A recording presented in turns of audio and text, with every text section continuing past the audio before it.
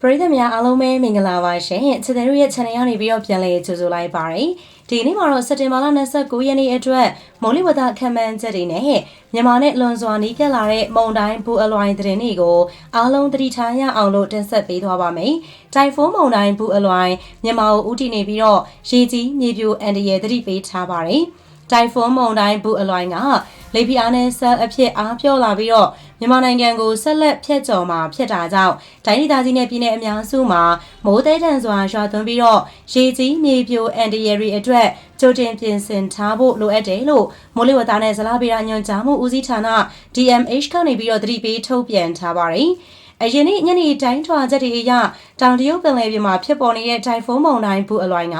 နောက်မြောက်ဘက်ကိုရွေ့လျားလျက်ရှိပြီးတော့ဗီယက်နမ်နိုင်ငံဒါနန်မြို့ရဲ့မြောက်အရှေ့မြောက်ဘက်ရေမိုင်90ခန့်နဲ့ဗင်မြို့ရဲ့အရှေ့တောင်ဘက်ရေမိုင်180ခန့်အကွာပင်လယ်ပြင်ကိုဗဟိုပြုနေရလို့သိရပါတယ်။နောက်2ရက်48နာရီအတွင်းခံမှန်းချက်အရအဲ့ဒီမုန်တိုင်းကအနောက်မြောက်ဘက်ကိုဆက်လက်ရွေ့ရှားနိုင်ပြီးတော့ညပိုင်းမှာဗီယက်နမ်နိုင်ငံမြောက်ပိုင်းကမ်းခြေဒေသတွေကိုအားကောင်းတဲ့အပူပိုင်းမုန်တိုင်းဘူအလွိုင်းအဖြစ်ဖျက်ကျော်နိုင်တယ်လို့ခန့်မှန်းခဲ့ပါတယ်။အဲဒီအတဆင့်စက်တင်ဘာ29ရက်မှာဗီယက်နမ်နိုင်ငံနဲ့လာအိုနိုင်ငံနယ်စပ်တို့ကို၎င်းစက်တင်ဘာ30ရက်မှာလာအိုနိုင်ငံကိုအပူပိုင်းမုန်တိုင်းငယ်အဖြစ်၎င်းမြန်မာနိုင်ငံကိုလေပြင်းအားနည်းဆက်အဖြစ်နဲ့၎င်းဆက်လက်ဖျက်ကျော်နိုင်တယ်လို့ခန့်မှန်းထားပါတယ်။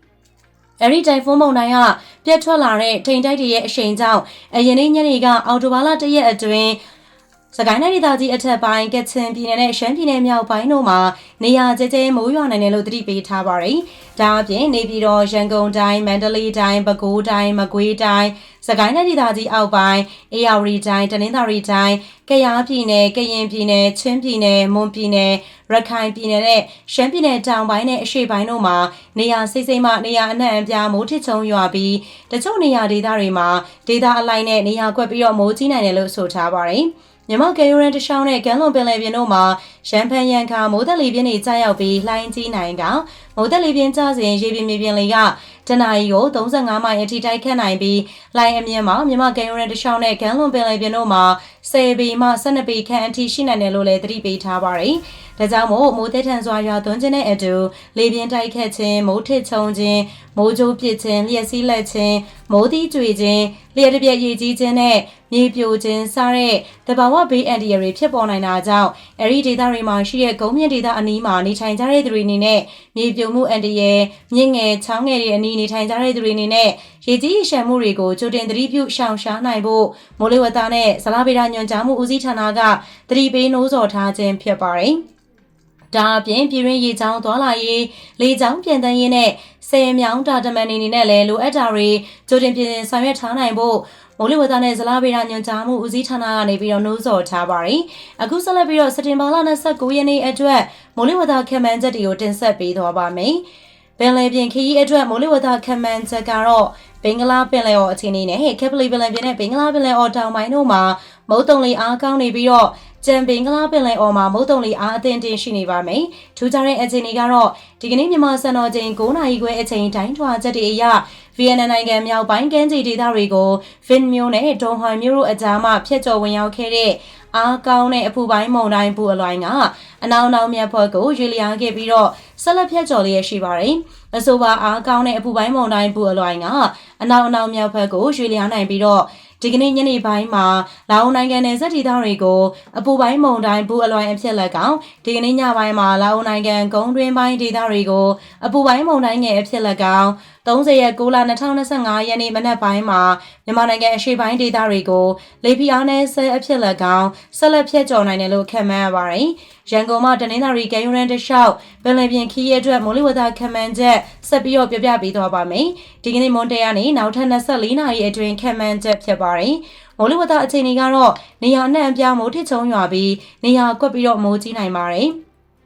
အမြင့်တာ3မိုင်မိုးရွာစဉ်မိုင်ဝက်ခန့်ဖြစ်ပါတယ်။ရေပြင်လေကတော့အနောက်သို့မဟုတ်အနောက်တောင်တနအီပင်လယ်မိုင်15သို့မဟုတ်20မိုင်တခါတရံမှာ35မိုင်ထိရှိနေပါတယ်။လိုင်းအခြေအနေကလိုင်းကြီးပါမယ်။လိုင်းအမြင့်ကတော့10ပေမှ12ပေခန့်ရှိနိုင်ပါတယ်။ရန်ကုန်မှရခိုင်ကယူရန်တလျှောက်ပင်လယ်ပြင်ခီးရဲအတွက်မိုးလေဝသခန့်မှန်းချက်ပြပြပေးသွားပါဦးမယ်။ဒီကနေ့မွန်တဲကနေနောက်ထပ်24နာရီအတွင်းခန့်မှန်းချက်ဖြစ်ပါတယ်။ မိုးလေဝသအခြေအနေမှာနေရာစိတ်မိုးထစ်ချုံရွာပါမယ်အမြင့်တာ4မိုင်မိုးရွာစဉ်10မိုင်ခန့်ဖြစ်ပါတယ်ရှေးပြင်းလေးအနောက်ကိုသို့မဟုတ်အနောက်တောင်တနအီပင်လယ်မိုင်15-20မိုင်တခါတရံမှာ25မိုင်ကနေပြီးတော့မိုင်30ထိရှိနိုင်ပါတယ်။လိုင်းအခြေအနေကတော့လိုင်းအသင်းတင်းမှလိုင်းကြီးနိုင်ပါတယ်။လိုင်းအမြင့်ကတော့10ပေမှ10ပေခန့်ရှိနိုင်ပါတယ်။အားကောင်းတဲ့အပူပိုင်းမုန်တိုင်းဘူးအလွိုင်းအခြေအနေသတင်းဆက်လက်ပြီးတော့ပြပြပေးသွားပါမယ်။2025ခုနှစ်စက်တင်ဘာလ29ရက်နေ့မြန်မာစံတော်ချိန်12နာရီအချိန်ထုတ်ပြန်ချက်ဖြစ်ပါတယ်။အားကောင်းတဲ့အပူပိုင်းမုန်တိုင်းဘူးအလွိုင်းအခြေအနေဒီကနေ့မြန်မာစံတော်ချိန်10နာရီခွဲအချိန်တိုင်းထွာချက်တွေအရဗီယက်နမ်နိုင်ငံဂုံတွင်းပိုင်းဒေသတွေကိုဖျက်ချော်ဝင်ရောက်ခဲ့တဲ့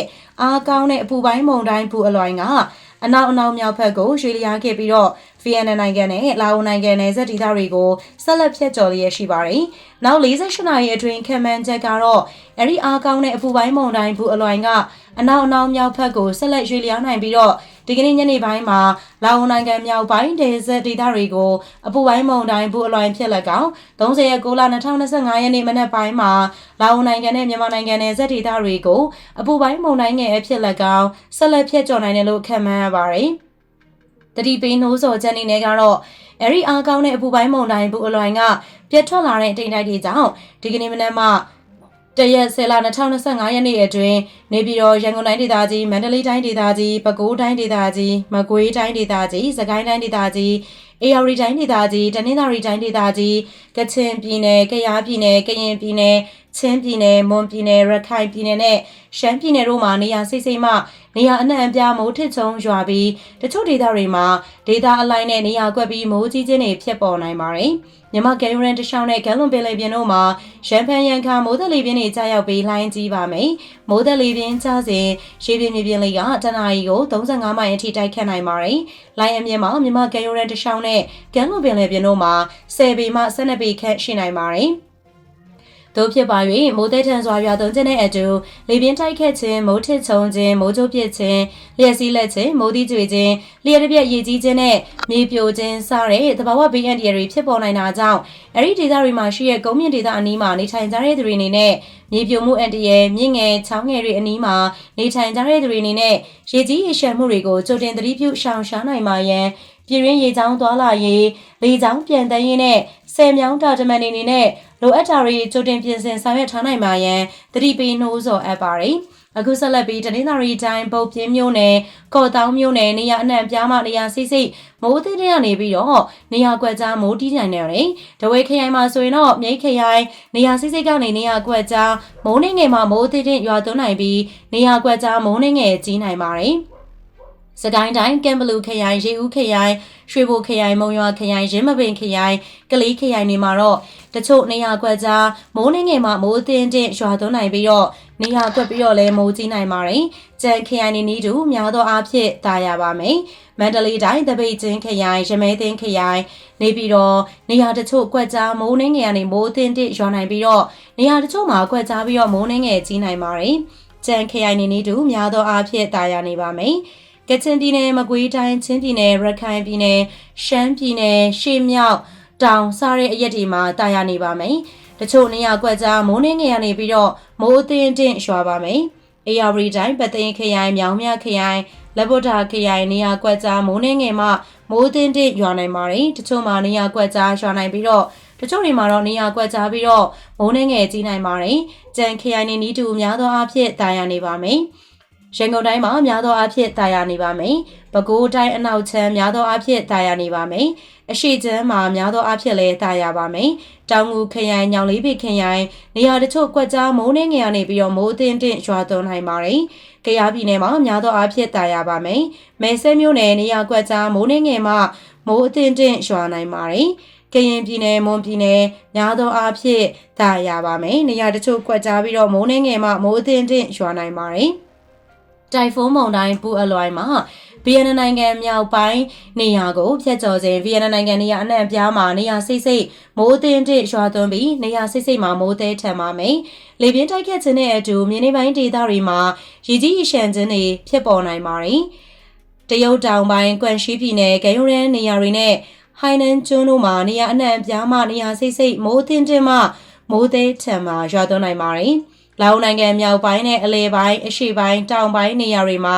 နေရာအနှံ့အပြားနေရာစိစိမှမိုးတင်းတင်းရွာသွန်းပါမယ်နေရာစိစိမှလည်းမိုးသေးထန်စွာရွာသွန်းနိုင်ပါတယ်ထိုင်းနိုင်ငံအရှေ့ပိုင်းအရှေ့မြောက်ပိုင်းနဲ့မြောက်ပိုင်းနေရာတွေမှာနေရာစိစိမှမိုးတင်းတင်းရွာသွန်းနိုင်ပါတယ်နေရာစိစိမှလည်းမိုးသေးထန်စွာရွာသွန်းနိုင်ပါတယ်